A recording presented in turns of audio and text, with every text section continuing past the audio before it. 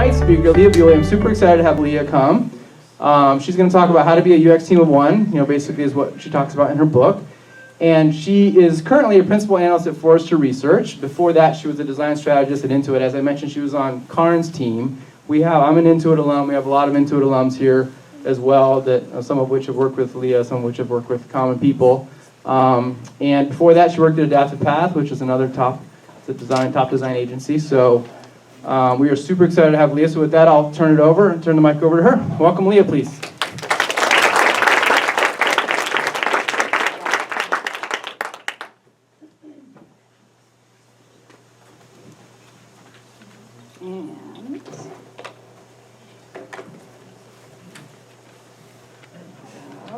That's my dog at Halloween.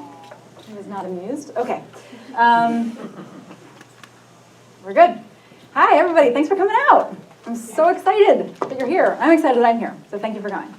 I'm excited because I'm going to talk about something that's really near and dear to my heart, which is user experience, and its eventual world domination, which I am trying to orchestrate one company, one person at a time, by talking about how you can bring this mindset into an organization that doesn't even know that it needs it. So that's what my book is about, and that's a little bit of what I want to talk about in this time that I have with you. So with that said, I got a sense in Dan's intro of how many of you guys are actually sort of so-called designers, but I'm curious to know how many of you, regardless of your title, actually end up designing screens in some portion of your work some of the time. Awesome, like 80% of you. Cool. So I'm in good company because that means that if you have to do this work from time to time, that designing a screen is never just designing a screen. That is actually just the output of what is actually a really complicated kind of human effort that includes reconciling needs and constraints that an organization has with respect to what it's trying to accomplish for its business and what it knows customers want. It's also a process of trying to synthesize, iterate, combine, recombine, refine, simplify, and to do all of that with a kind of complex group of stakeholders who have opinions about what you actually should be doing. It's also a process of prioritizing the essential components of an experience and trying to find out what's absolutely necessary, but what fat can you cut in order to prevent an experience that becomes so overwhelming that it actually does nothing for anybody. And finally, perhaps most importantly, designing a screen often actually requires you to have the hard conversations within an organization about how the way you do the work that you do impacts what it is that you are able to design, which impacts what it is that you are able to put out into the world. So designing a screen is never just designing a screen. It ends up being this really important hinge between a lot of different decisions that the organization has to make. And whether you do that elegantly and persuasively, or whether you do that with the tensions and the frustrations actually showing, has a big impact actually on what actually makes it out into real life. So that's why kind of being a UX team of one is important in my worldview. And I know this actually because I see it every day in my day job. So I work for this company, Forrester Research. Forrester is a global market research firm, a research and analysis firm, I should say. So we do basically, we look at changes in consumer behavior and technology, and we analyze its impact for business. So like if water-cooled data storage is important, Forrester has an analyst on water-cooled data storage. If privacy and security is important, they have an analyst on privacy and security. And they have an analyst now on user experience, and that's me. So we know that it's important for companies, and I end up having a lot of conversations with companies who basically are saying, we believe we want to be experience-focused, we believe we want to have excellent user experience, we even went out and hired somebody, but it's not working. And so those conversations end up really being a reminder yet again and again that you can really approach UX in a way that's only screen deep and end up hitting or missing your goals pretty substantially. And so it really matters how an individual who's looking to help its organization maximize the potential of user experience approaches that work. This is an example of some of the reports that I've written recently to give a sense of the kind of stuff I cover. how to assess your UX capabilities, how to build out a design program, how to make sure you have great UX talent, stuff like that. But I also actually know the importance of what a UX team of one can do inside a company because I've lived it in a very personal way. Before I joined Forrester, long ago, 15 years ago, I actually started out as a UX team of one myself in a lot of different weird, small, strange little companies and bigger, more complex, more formal companies. And over that time, I got a process going that seemed to work really well for me, which is that I would sort of gather all the requirements and information that I could get from all the people who made decisions about them, and I would argue and disagree about them where I thought I could, but for the most part take things on face value, and then I would go into this sort of phase of UX design, which was like put on headphones, go into computer, push pixels around for 2 weeks, have arguments with myself about the arguments I was going to have with other people, and then come into a conference room with like a printed deck of what the experience was going to be, and then defend like hell that every decision I'd made was right because I was an advocate for the user and I knew it was right, and then that was the story. And so that's, I think, how a lot of people start out when they're UX teams of one. And it's deeply frustrating. After a while, I just felt like I had no confidence that I even knew if I was making the right decisions. So I decided to move to a place where I felt like I would learn what it meant to really know how to make the right decisions for UX all the time. And that's when I joined Adaptive Path. Sorry, I'm going to stand to the side so you guys can see the slides. Adaptive Path was a pioneering user experience consultancy. They have since been acquired by Capital One.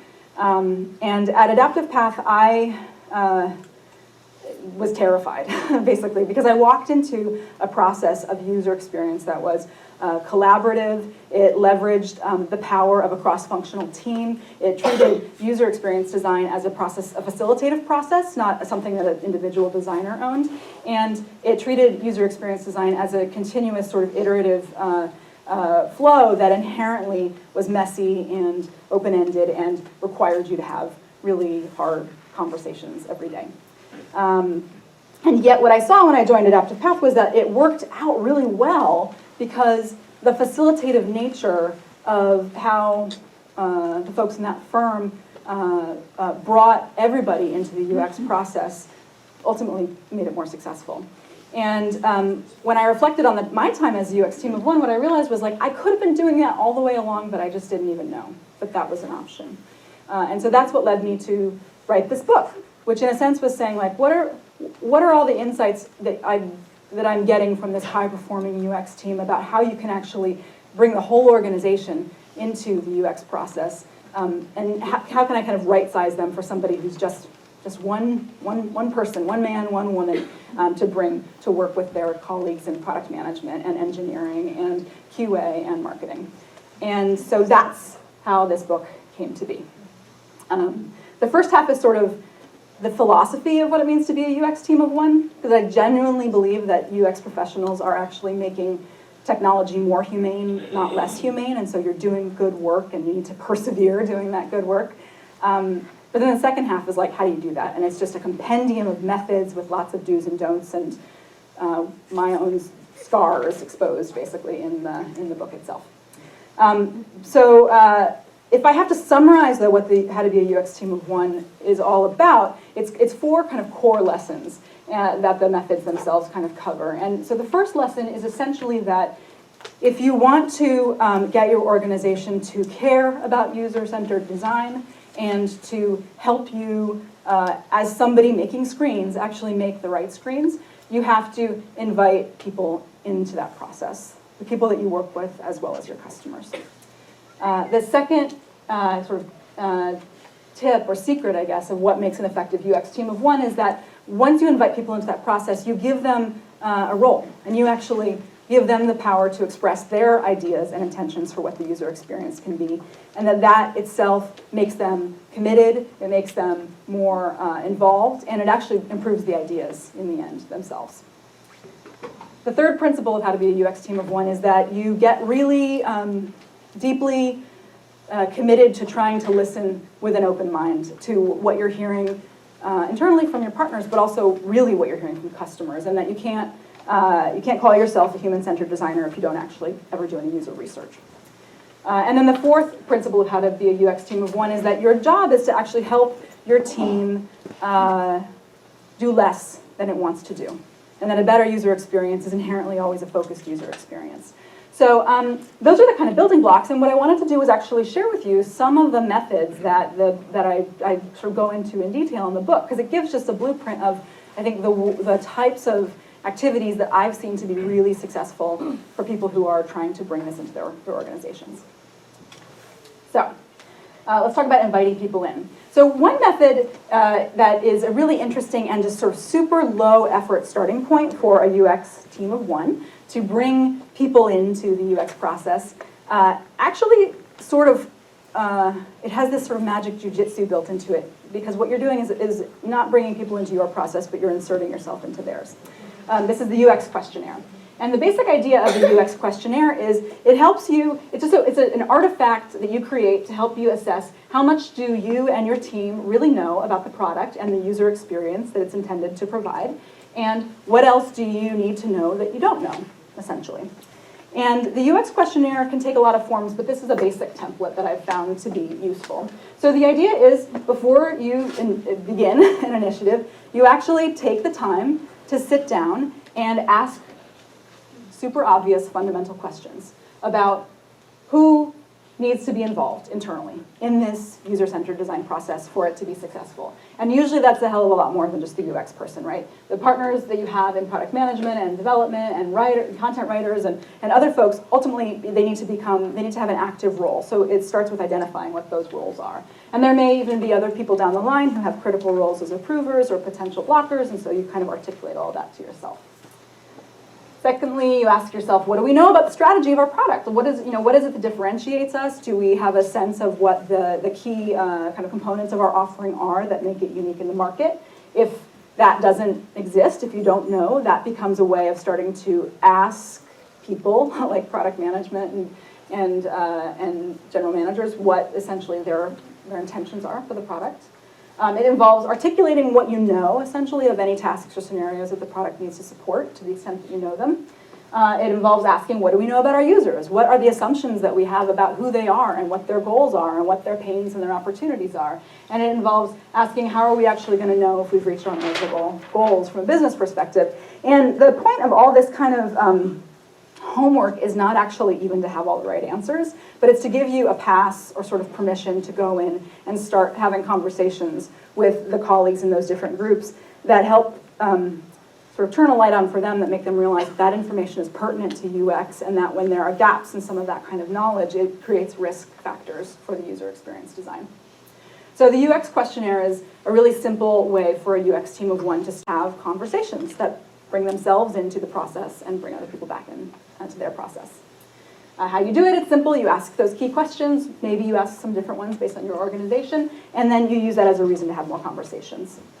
Often what comes out of a UX questionnaire is that there's a lot of information you don't know, and then the opportunity is for the UX professional to actually facilitate a working session for that whole group to come together and have really a shared conversation about opportunities from a user experience perspective. So the opportunity workshop is a tried and true method in many domains. It's interesting when it's led from a user experience perspective because it can be very focused on the core experience today. One method that I've seen work really effectively for UX professionals is actually just to start by materializing what the real product experience looks like today, printing it out, putting it up on a wall, forcing everyone on the whole team to sort of walk the screens one by one by one and really reckon with what the actual quality of the experience is. Over at Citrix, actually, which has a gigantic design function now, it all started like 6 years ago when their head of design, she just started by printing out screens in one of their most egregious projects and carrying them around on a big foam core board wherever she went, and everyone just had to kind of see that this was the reality and this is what they had to fix. So the idea of an opportunity workshop is really powerful, and it helps you create a kind of shared place for starting to have a conversation about what's less than ideal in our product today, and what do we think from a user experience perspective can be improved. Then from there you can brainstorm sort of the weaknesses of the experience, you can brainstorm the strengths of the experiences, and you can start to have a conversation about where you want to make improvements. So the way an opportunity workshop works is simple. You host a working session, you help the team, you facilitate a process where the team is able to sort of say, honestly to themselves, this is what's strong about the experience today, this is what's weak about the experience today, and then prioritize and discuss what you find. Coming out of that, actually a really powerful method for a UX team of one is something like a project brief, or you can also take the shape of kind of a design brief. But this is the idea of kind of boiling down into a really bite-sized format, an articulation of what it is that you intend for the experience to be that you're designing. So this is an example. Something that really says at a high level the vision for the experience is that the end user will experience it like this. There are some sort of requirements that go into that, but in the end, the core experience should have a certain feeling, and that feeling should be visceral. And so our design principles help us know when we get it right, what is it going to feel like, as well as what components and features will be in it. User experience professionals, I think, often struggle with companies that have featureitis, where it's like, particularly if they've been driven by a kind of marketing and sales approach for a long time, often it's just a kind of arms race against features. So helping them to start to talk about what the quality of the experience should be by using things like design principles becomes pretty important. So the project brief, you determine what kind of things need to go into your brief, you write them up. And then the coolest thing about a project brief is it too becomes an artifact for facilitating a conversation with colleagues. So I've seen cases where a UX team of one will create a big project brief and then they'll blow it up poster size, and then they'll have a working session with their team where everybody gets a red marker, and then you get to go mark up the project brief and say everything that you think is wrong about it, and that itself becomes a facilitated conversation for the organization to sort of externalize its assumptions and talk about them in an open way before going into actually designing or building anything.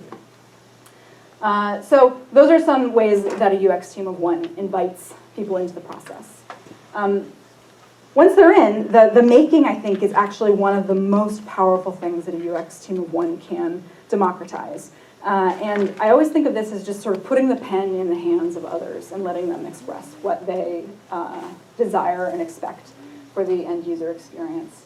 And when I say put the pen in the hand, I literally mean a pen. I think sketching actually is one of the most effective ways that you can get a whole team to start to express and articulate its ideas for the user experience.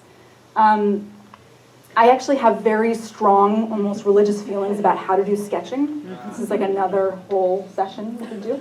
I keep a kit which has these elements in it. I found early in my career that I was not a great sketcher, and when I was trying to facilitate workshops where I was trying to advocate for an idea, if I couldn't sketch my idea very effectively, it never won. And that people who could sort of draw better in the room, their ideas actually made more sense to people, and so they'd sort of go in that direction. And so what I started to realize was that I wasn't sketching very well, but I also wasn't trying to sketch very well. And so I had this sort of epiphany one day where I was like, you wouldn't ski down a hill on sneakers. Like, if you want to sketch, you have to have, like, if you want to ski, you want to have the right equipment. And if you want to sketch, you have to have the right equipment. So I spent some time really kind of paying attention to how great sketchers, particularly like in industrial design, work. And they are really careful about pens that have fantastic line weight. They are really careful about having sketching tools that make it possible to show depth, so like a warm gray marker. They bring along tools that help them kind of sketch quickly. And then what that does is it enables them to create sketches that start to seem slightly more legible to other people and then foster a conversation. Within the sketching process, there are multiple kinds of sketches that a UX team of one, I think, needs to facilitate. There's a phase in the process very early on, which is generative, where the goal isn't to sketch out like, this is what the experience is going to be, let's go make it, but instead it's to explore a range of possibilities. And so one of the tricks that we did at Adaptive Path that is, I think, really great for a UX team of one is to use this kind of, I call it a 6-up template that has essentially these placeholders that force you to say, I'm going to have more than one idea for this experience. And I'm going to force myself to think about 6 different ways that we could design one component of this experience before we commit to actually prototyping out any one particular direction. And then it's interesting, I've taught workshops on this process before, and when you teach the workshop and you ask, and get people to actually sketch out their 6 ideas, and then ask them which one is their favorite, they always say, it's like the 5th, actually. It's like the 4th or the 5th. It's always after that first kind of bump. And the reason for that, I think, is when you really start to sit down and think about how you could solve a problem from a user experience perspective, it's very common to go to what you have worked on most recently, or what you use a lot, or the kind of common pattern. And that's okay in some cases, but when you force yourself to kind of push through the wall of initial good ideas, it can actually bring you to places that are actually a little bit more innovative. So the generative process is pretty critical, and helping facilitate that with a cross-functional team, I think, ends up being a really, like an aha moment for a lot of folks. And then once you've actually gotten to the point where you're beyond sort of exploring lots of possibilities and you want to narrow, then being able to start to sketch well in terms of detailed UI becomes actually a really important thing for UX teams of one, because it enables you to quickly start to validate ideas among colleagues, and then also quickly validate them with customers, provided you're set up to test them. So that form of sketching becomes really important too. Sketching storyboards, I think, is a pretty important method for UX teams of one who are trying to get their organization to wrap their mind around how the digital experience may sort of sit into the broader context of a customer's life. Obviously, it becomes important to do things like task flow sketching, and then facilitate that as a process with your colleagues. One of the most powerful forms of sketching that I've found for UX teams of one is something we call sketchboards. It's a very lean-friendly method. The idea of sketchboard is that instead of just having kind of a messy sort of sketching process, you actually make it slightly more structured using the affordances of a big wall and a big piece of paper. And what a sketchboard does is it helps you to say, what might this overall experience or process look like, and what are the range of different potential ways that it could manifest. So the way a sketchboard works is you get a gigantic piece of paper, like a big roll of craft paper, and you get supplies like markers and Post-it notes and things like that, and you put all the generative sketching and all the detailed UI sketching that you've done up on the wall, and you plot it out in a structured enough way that it actually maps to a presumed customer journey or sort of task flow. And so from left to right, what you have is basically the flow. But from top to bottom, what you have is the generative sketching that you've done. So it's showing, here's one way we could do the cart, and here's another way we could do the cart, and here's another way we could do the cart, and here's another way we could do the cart. And you've got that for every point in the process. And so when you do this work and you step back from it and you see any holes in your sketchboard, what you realize is you have not done enough due diligence either in understanding the full complexity of the process or in exploring the range of potential options at any point in that process. And then the real magic of the sketchboard is that you take it down off the wall and you bring it to a team to have a facilitated conversation. And this is another moment where putting the power of the pen in the hands of your cross-functional colleagues becomes really important, because to give them permission to sort of go into an idea for a moment in the user experience that you have a very fixed vision for, and to say, this is not going to work for so many reasons, and to cross it out and to start to draw something else, and for you to have that conversation quickly in real time where it can get resolved in real time, rather than invest the time to create a prototype, invest the time to create a wireframe, invest the time to get invested, and then discover that there are issues with it. It's just, this is, accelerates it really quickly. Sketchboards also, I think, are really amenable to a kind of sprint structure. This is a kind of how you could do sketchboards in a week if you wanted to have a kind of sketch-focused week. So starting on Monday, you can get the team to come together and do one of these opportunity workshops where you brain dump around how you want to improve the experience. Starting Monday afternoon, you get out your little toolkit of pens and you start sketching. Starting on Tuesday morning, you can have one of these big sketchboards that you're starting to assemble, and then you can even have a review session by Tuesday afternoon. And then the information you get by Tuesday afternoon will be enough for you to go to whatever the next level of fidelity is that's appropriate for you guys, which might be wireframes, it might be a click-through prototype, it might just be better sketches, and then refine and kind of keep going. So this structure, in whether it's a 1 week form, whether it's a 2 or a 4 week form, This is a best practice with sketchboards. This also looks a lot like what Google Ventures is doing now too, so it's definitely getting proved out as a solid method in a lot of ways. So to do a sketchboard, you sketch, you compose your sketchboard, you schedule a review session, and then you review the best ideas and plan to take them into higher fidelity. So those are some ways to make things together, some ways to invite people in. When it comes to the sort of truly listening part of what a UX team of one has to do, I have a kind of personal belief, the philosophy that I think a lot of what stymies or sort of gets in the way for UX teams of one is that internally they don't necessarily always truly listen. They sort of come in with a perspective that the colleagues are not going to be right because colleagues don't represent the user, and then it creates friction. So truly listening certainly has a component that's about being deeply curious about the goals of product management and the goals of engineering and the goals of the business, and trying to figure out how UX can effectively use all those constraints as a way to actually create a useful experience for end customers.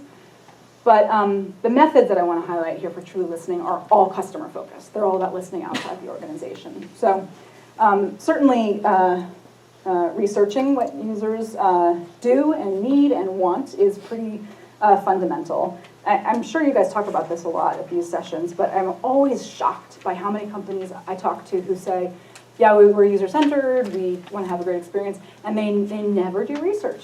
They never do exploratory research into customer needs, they just don't even usability test things. They just don't ever do research. So this is really shocking, and I think if you're in that situation I described at the beginning where you don't have the confidence necessarily to know if you're making the right decisions from a UX perspective, this is, I think to Dan's point earlier, the best way to like get that picture of if it's working or not, you know, so research is key. But from the perspective of an organization that doesn't yet know if it believes in UX, often it's very hard to get people to agree that that even taking time to do it is going to be valuable.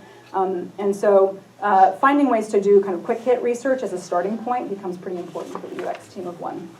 So a lot of methods in sort of a family of guerrilla research I recommend for UX teams of one. Firstly, I think it's interesting to actually take time internally to articulate to yourself and to your team the questions that you have about users' goals that you just don't have answers to. Very often, organizations operate on assumptions and hypotheses, and so just taking time to express what those hypotheses are and then to flip them on their head and say, and this is a research question that we can address how, becomes a starting point. And then when you actually identify the questions that you do want to get into, certainly there are some questions that can be answered with data that you have, but a lot of times it requires going out and doing some real kind of in the field work. And as I mentioned, if an organization doesn't even know if it has time to do in the field work, then the question is how can you do it as quickly and sort of guerrilla as possible. So contextual research, I'd say going out and trying to find a way to have a conversation with a user, it becomes pretty important. And there are, I think, a lot of ways that you can invest a lot of time to recruit in a big way for a study, but there are also a lot of ways where you can use recruiting through social networks, recruiting through friends and family, recruiting through different parts of your organization who actually do have direct access to customers to try to find customers that you can quickly do research with. When it gets into the process of actually doing a kind of a qualitative interview, which I think is very important for exploring potential and sort of unmet needs, journey mapping with a customer is actually becomes a pretty powerful way to do that. This is somebody mapping out his emotional highs and lows with his relationship with fitness over time. This is another example of kind of a journey, how you can get your customers to actually create artifacts that will speak back into your organization about what experience they are having and where the opportunities are. This is a journey map of getting started with the first time use experience. You can also get really creative with the research methods, and I find the more creative you get, the more the organization pays attention to what you bring back in. So this is a little method I used to experiment with at Adaptive Path. This is the design a superhero research exercise. The idea being, superpowers are a very evocative concept. And when you within a particular domain, you go out and ask somebody to think about what superpowers they would want to have in relationship to a thing, it starts to express their unstated needs. So this is design a superhero for traveling. And so this participant had lots of kind of obvious ideas, like I want maps in my head and orientation things, and I want to be able to pull up my tickets telepathically.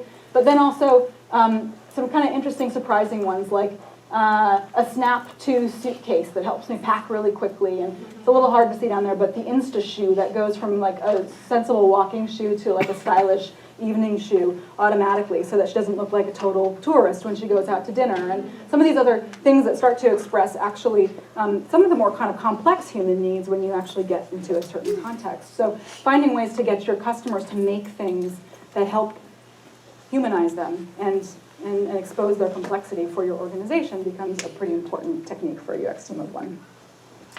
So guerrilla research, I think it starts by thinking about who you actually need to do your research with. Personas or segments, if you have them.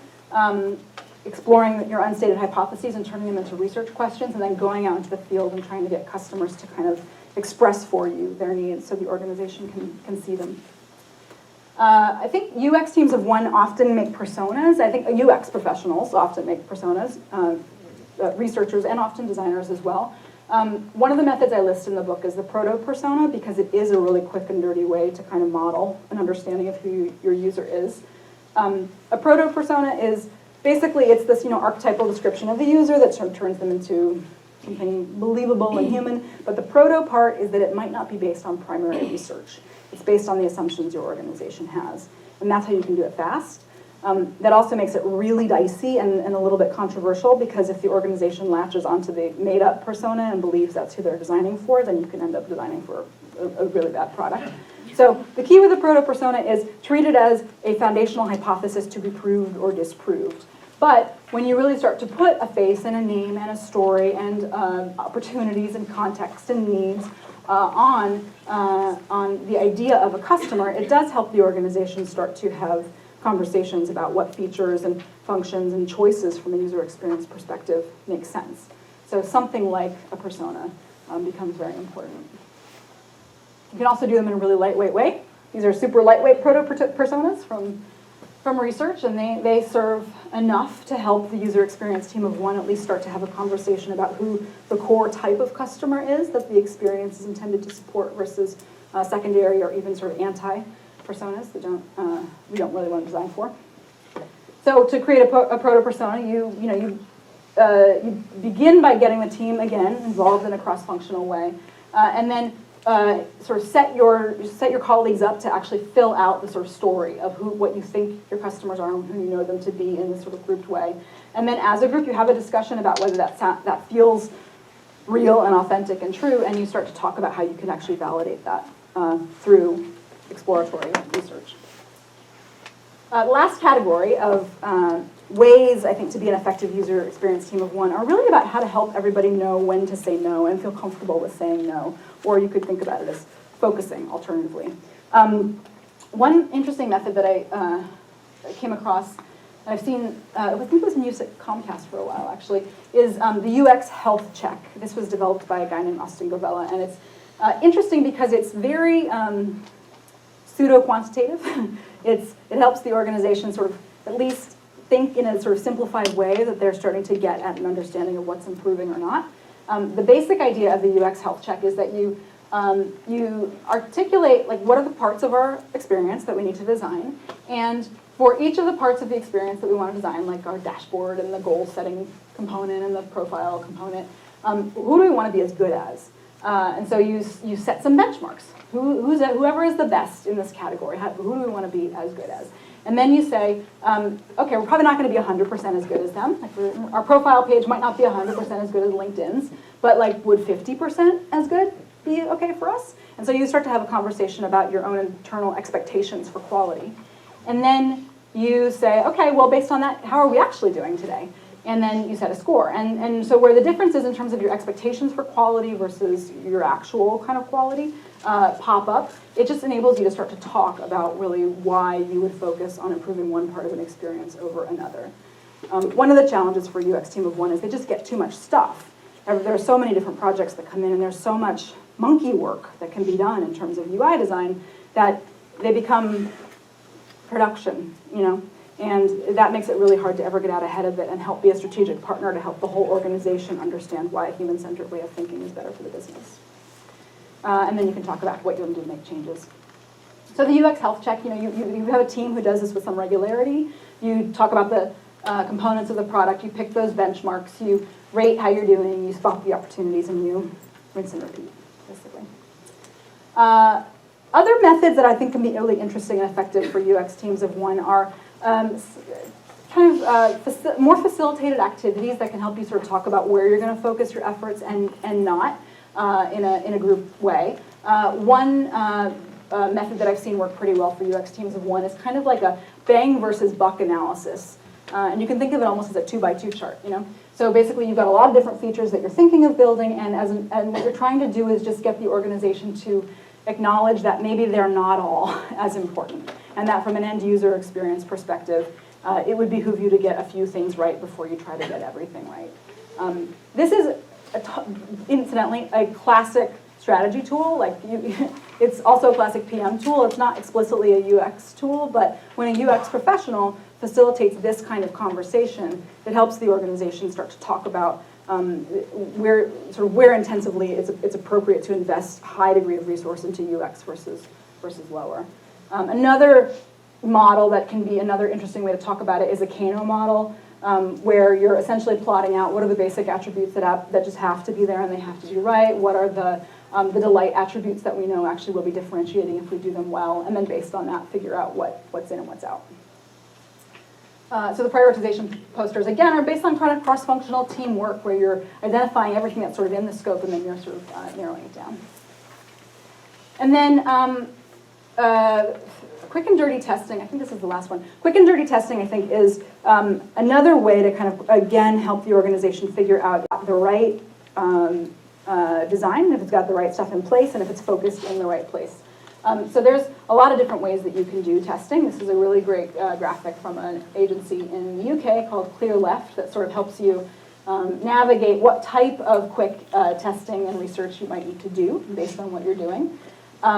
But for my money, I think particularly if you're using a very sketch-focused process, finding a way to do very early, low-fidelity validation becomes really critical to essentially de-risk design decisions that you're making as you go deeper and deeper into the process. So it can be as simple as a paper prototype. It can be as simple as sort of putting sketches in front of people. I think now we're in a really interesting era for folks who want to do this kind of work because we do actually have tools like user testing that make it possible to do this stuff asynchronously, remotely, by recruiting much more easily than we ever could before. So the excuses for not doing any regular and repeated validation with customers as you move into deeper levels of fidelity in design are just not there anymore. So, quick and dirty testing. You find someone, anyone, you ask them what they're seeing and how they think it works. You find a few more and you iterate on those designs.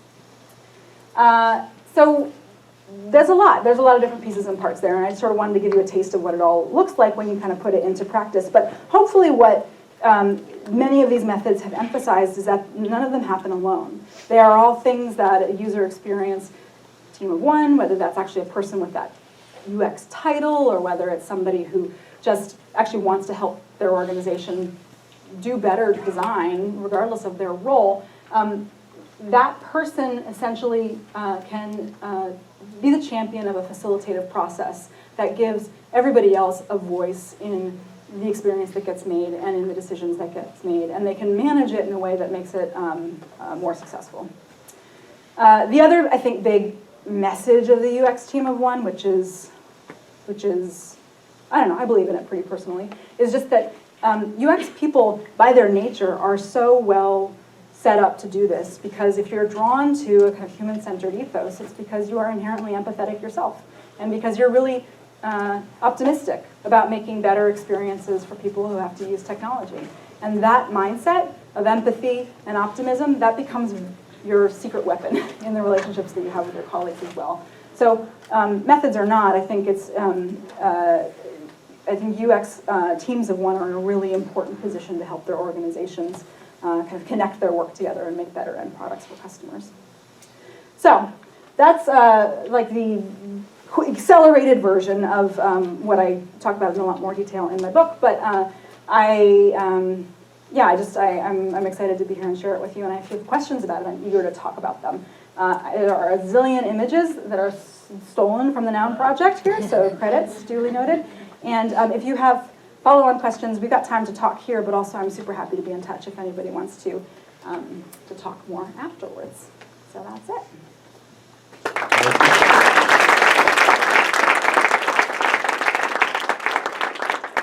Awesome talk, Leah. So cool. So we'll do Q&A. I have Mike. Just please wait till we hand the mic to you so everyone can hear the question, okay? Just raise your hand if you have a question. We'll get to you. All right. Got one here in the front. I had a question about coordinating this in international teams, because that's the struggle that I have. Yeah, that's a great question. There's there are different things you have to do for different points in the process. It's not like it's just as simple as like, here's what you do if your team is totally distributed. But what I find is a lot of this stuff can actually be done sort of by video and over the phone, as long as you kind of carve out space and time for the kind of working session that you want to have. And then there are new tools, I think, coming online kind of every day that make it easier to collaborate in those ways. Like I think Neurally is a really interesting one for sketchboarding. There are a lot of really good kind of collaboration tools that help you upload concepts or comps and sort of add on ideas on top of those. So the technology, I think, is, you can almost sort of piece together some solutions for parts of this process. But there are, let's say, some critical conversation points and critical kind of agreement points that are really in-person kind of points. So what I try to do in my book is lay out, like, this is the kind of conversation that sort of has to happen in person. And if it can't happen in person, you know, here's how you can have a back channel conversation to support the conversation that isn't happening in person. And then this is the kind of thing that can be done remotely using these kinds of tools. So it sort of varies kind of method by method, but yeah, it's there are different techniques in different points of the process, definitely. Does that address your question? Kind of. Neurally is good, yeah. I mean, when I was doing this stuff a lot, like there was a tool called Concept Share that was really good for uploading designs, and then people could kind of annotate on top of them. I think there are probably newer tools now for that kind of thing that are good. But yeah, I think the key is it's like the distance. It's hard. I mean, distance obviously will make you a little bit more separate from your team, but it doesn't necessarily mean you can't do it. It just means you have to invest a little bit more time to getting the commitments that you're going to have, these kind of collaborative work sessions, and a little more time in getting the technology, like the tools to help kind of the sort of sharing happen. But maybe you should tweet a few times to win the lottery, because in each method in the book, there's like, here's what to do if you're on a remote team, basically. Yeah. Okay, Brendan's got a question here.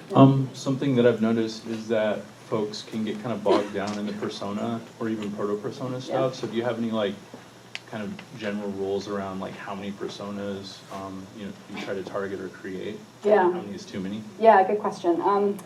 A good rule of thumb is sort of somewhere between, the sweet spot really is sort of 3 to 7. I've seen organizations that will go up, particularly B2B organizations will go up even to more like 12 or something, because you've got a lot of different influencers in the process.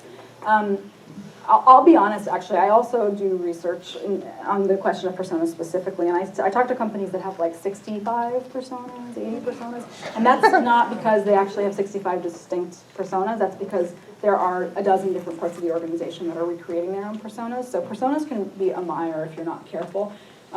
And so I actually think a lot of teams are having success with jobs to be done and different kind of models. I don't think you have to do personas all the time, but if it feels like you're having totally ungrounded conversations about what the user wants and there's no data or model or anything to back it up, a persona is a really quick way to start to focus it. I think if you have more than 30, it's called persona schizophrenia. You got right here. Yeah.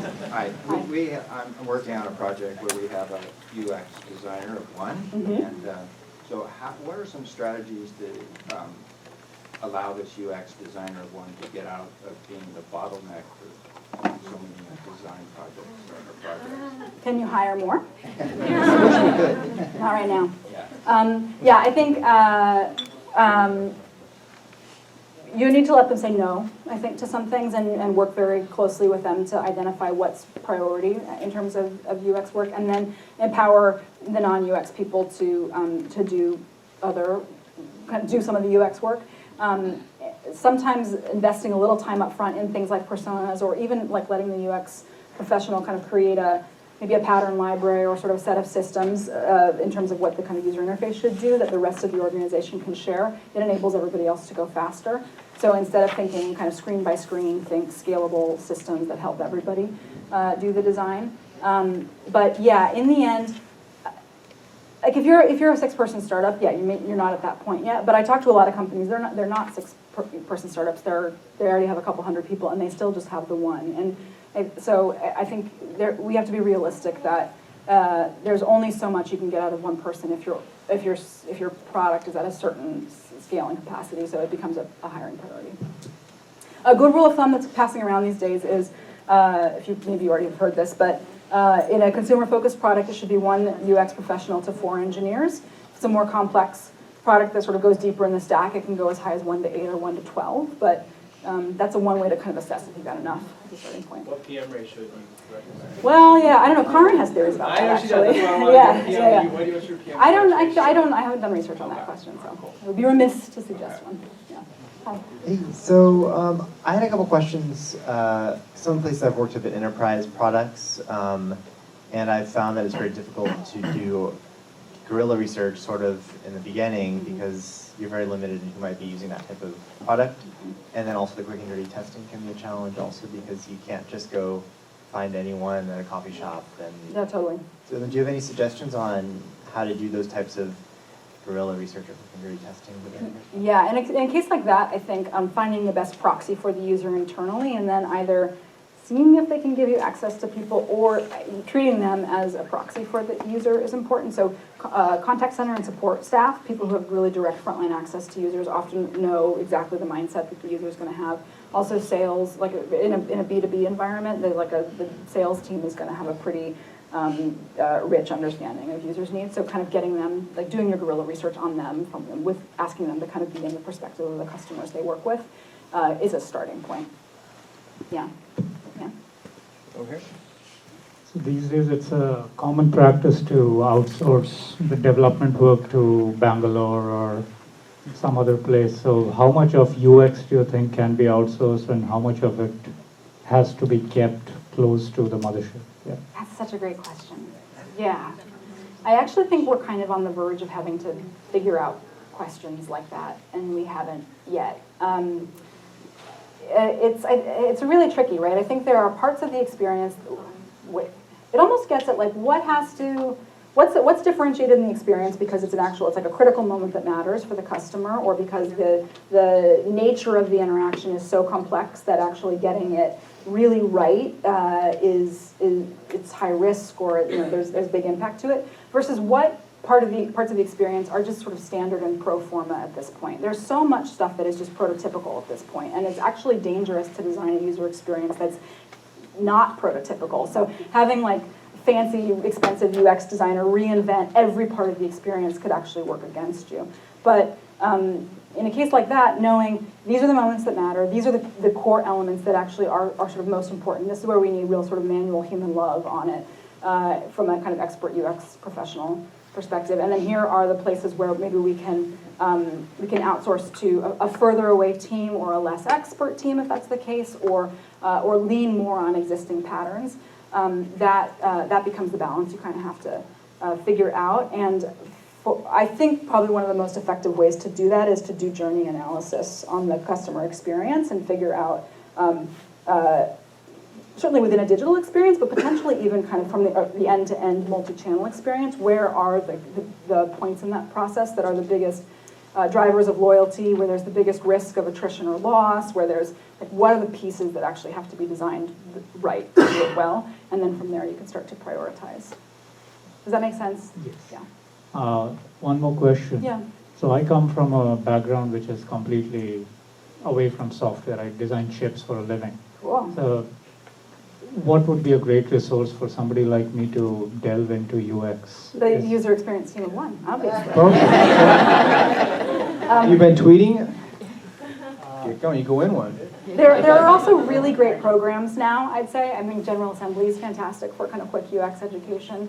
UX Advantage, no, they're out there. There's good training out there. Yeah, we've had Laura Klein was a past speaker. She's got an awesome book called UX for Lean Startup. There's a lot of great books out there.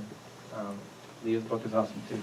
Carmen, you got a question? Yeah, so I worked with professionals who are doing only graphical design and other people who are doing only interaction design. What do you think about the separation of jobs, responsibilities, and so on? Is it good or is it bad? Should we do it more or do it less?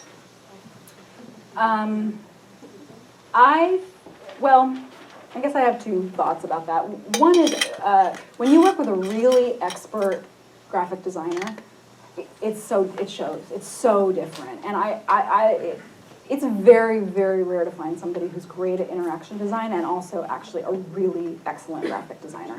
And I think there are a lot of products that you can tell a good UX generalist has worked on them. The interactions are pretty clean, like the visuals are pretty clean, but it doesn't manifest the whole potential of a brand experience, and it doesn't totally manifest the whole potential of like well-designed visual communication. So if you have high sensitivity to the quality of the designed experience, I actually think it's really important to have a specialized visual designer.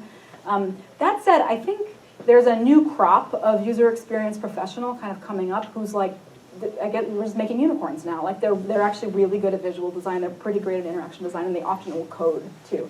So that may change, but from what I've seen, if you have a really high-end product or if there's high consumer sensitivity, like you have to have a professional visual designer. Hey, question. So what would you... Hi. Thanks. What would you...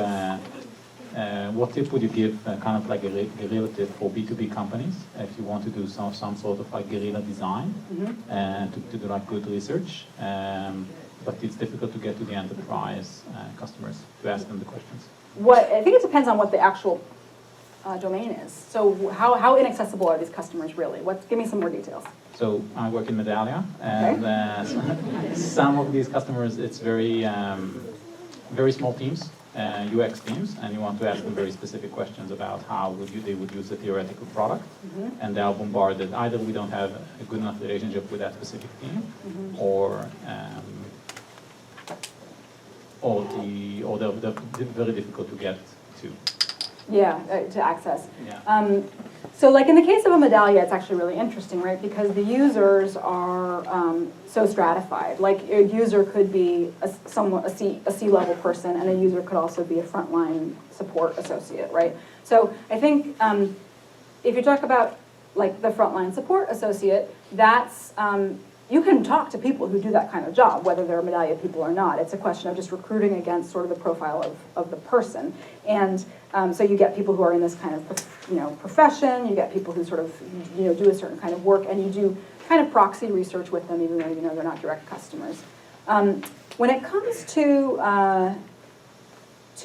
more like the C-level person who can be harder to recruit, this may not be guerrilla because it costs money, but you can use recruiting firms and pay some money to get access to those people. It's more work. The other thing that,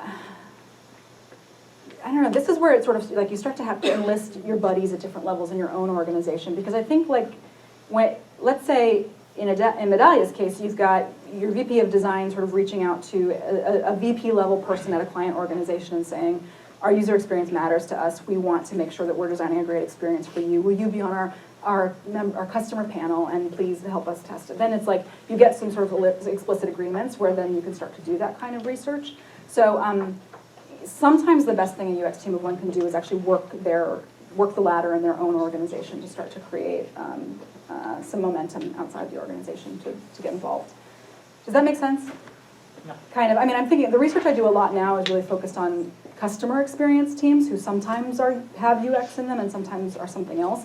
And what they're all doing is they've got some VP level person who's really like connecting with key clients at a VP or higher level and getting them to really actively be co-creators of the experience, and then clients will get in and actually participate and get excited about it.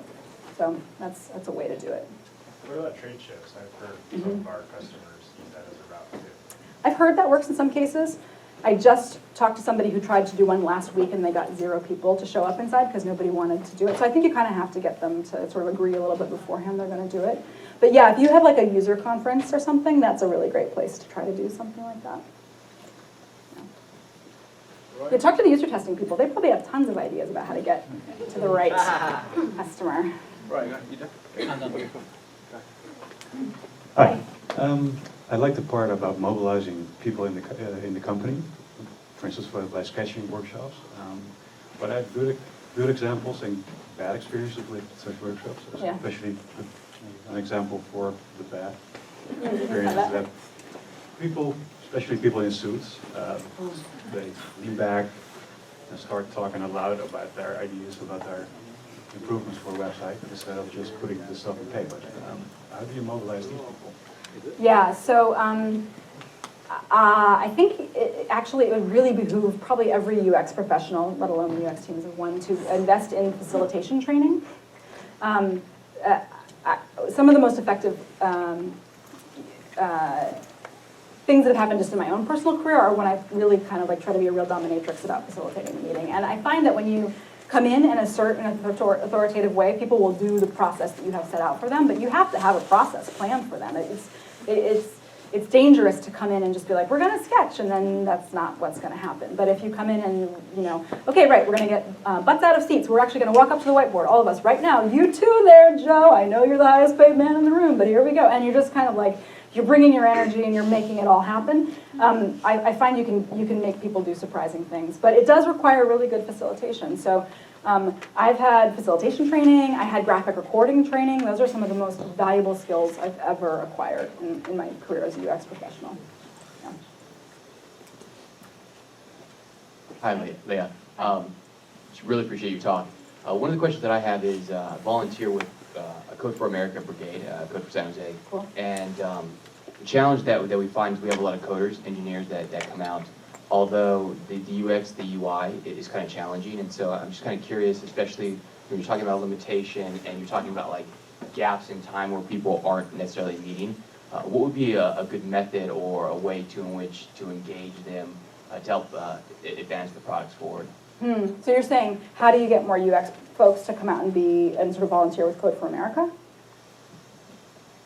Well, that's one challenge, but the other challenge is like what method might we use to engage them during a short period of time where with code, I mean, people can kind of work offline. Yeah, exactly. Yeah. People are busy. So how would you do that within a shorter period of time with frequent breaks in between? Yeah. Well, I'd say, you know, there's the kind of like I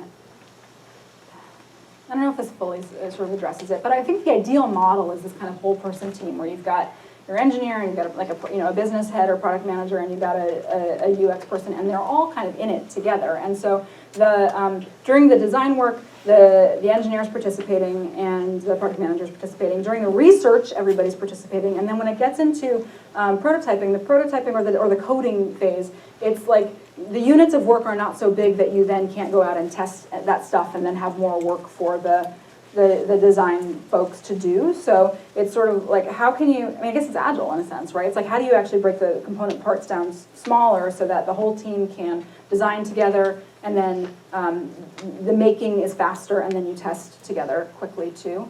The other thing is research takes time. I mean, even while there's exploratory research that can and should be happening while coding is going on. This may not address, like, say, like a hackathon or something, but if you're looking at like a sprint structure, if people are working in that kind of structure, the reality is there should be user experience research and user experience design happening kind of in parallel to coding, always a sprint ahead to seed people with the stuff that they're going to have to do in the next code round. So it might actually be that you want to have more of a kind of stair-stepped kind of relationship between what the two different groups are doing. Which I agree, just contradicts the other thing I said about them being a whole team. But it's a messy problem, clearly. Sorry, I don't think I fully answered that. Thank you. Yeah, and for those of you guys that know Marty Cagan, he has a thing he calls dual track agile. There aren't a lot of details out there, but it's like, how do the UX folks stay 1 or 2 sprints ahead and kind of have a continuous workflow? It's tough to keep the velocities balanced, I think, but yeah. Any other questions? Oh, got one in the back? Okay. All right.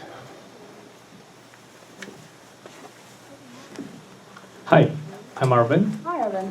Actually, I design products. When I say products, physical products, hardware products. So they include consumer electronics, Cool. vaping devices. Real products. Yeah, Yeah, some cool. nasty products too. So I started designing UI for a hardware product. So, but there are several limitations on its not having a display, minimal number of buttons and all. So can you direct me on designing a UI or an interaction for hardware devices? And screenless hardware devices? Yeah, So more gestural? more gesture and more simple buttons. Yeah. Not more than like 3 or 4 buttons. Yeah, it's a great question. That's not my expertise, honestly. I think Dan Saffer has written some good stuff on gesture-based design, so that might be interesting for you to check out. Yeah, unfortunately, it's not my expertise. So it's tricky. Maybe some of the folks in the room are doing it, actually. That might be a good networking opportunity afterwards. Cool. Okay, well, your question? Okay, last one. Hi, I'm Joseph. Maybe this is answered under your getting some training with facilitating. But my frustration as a designer is wanting to bring a team around and have them involved and giving feedback and actively engaged, but in the environments I've been in, there's just not time, the resources, the will, and it's really hard to convince them their role in it, and they're saying, that's your job, take care of it. Mm-hmm. What are some strategies that might foster a sense of more collaboration? People who just really don't care to collaborate. Yeah, interesting. So you're finding actually that you're hiring, or you're working with design professionals who are not themselves trying to behave collaboratively. Well, they're not design professionals, these are the engineers. Yeah, who fit all the Product time. managers, they've got other things they gotta be doing. Yeah. They can't be having a meeting All the time. 3 times a week. Totally, yeah. Yeah, I think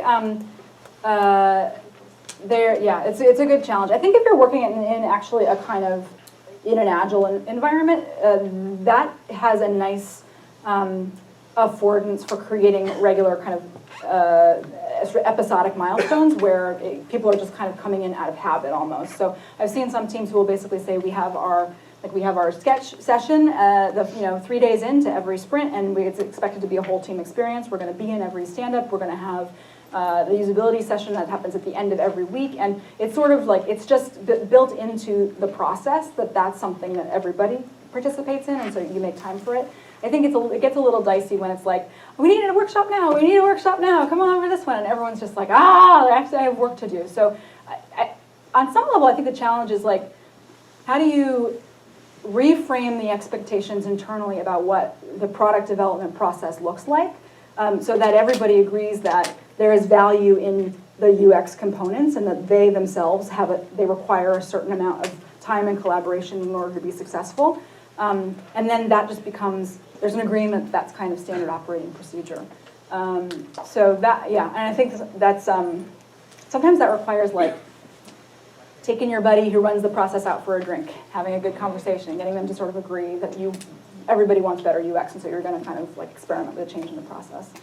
But yeah, I think just pulling workshops out of your back pocket all the time can blow up in your face. Thank you. Yeah. Awesome, Leah. Well, that was an awesome talk. Thank you so much. Thanks, everybody.